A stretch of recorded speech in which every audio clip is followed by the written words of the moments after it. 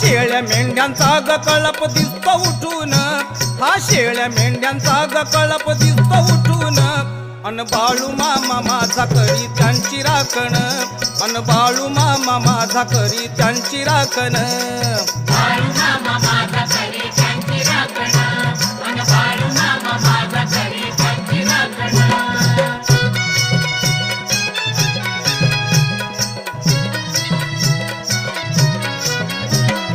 जगाच्या ग कल्याणा संताची विभूती, हरी नाम घेता राही सदा अवतीभवती.